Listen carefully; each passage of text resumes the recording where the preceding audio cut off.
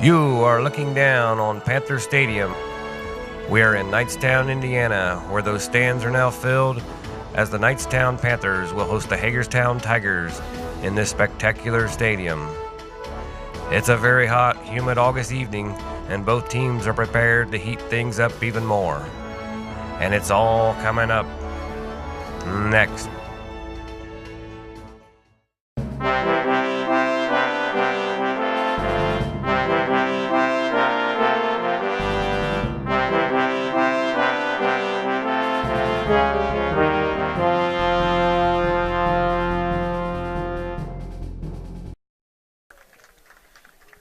Good evening, everybody. 1 year ago, the Knightstown Panthers rebounded from a Week 1 blowout loss to Indian Creek by beating Hagerstown 40-13, and tonight they are hoping for much of the same. Alongside Brian Beaver, I'm Mike Peachtree, coming to you live from Knightstown High School for tonight's matchup between the Hagerstown Tigers and the Knightstown Panthers. They move it to anybody else, but he fumbles the snap, and that ball is loose.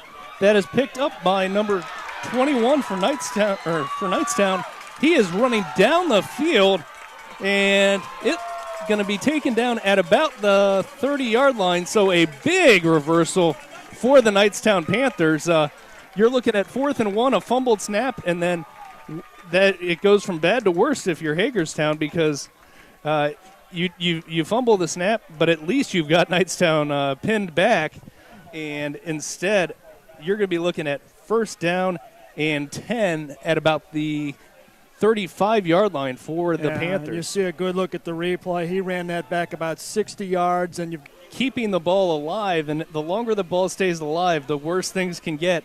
And as we saw, Knightstown takes a fumble recovery, goes back to the 35, and off to the races from there. Both, yeah. And I think if you have that natural balance, you become a pretty good team. Here at Knightstown, we really harp on the hitting aspect and the defense and the physicality of the football game. They usually pick that up in a couple, and that is a pass that is Mike Jones with a catch, gets down to the 25-yard line, so you go from 1st and 18 to 2nd and 2.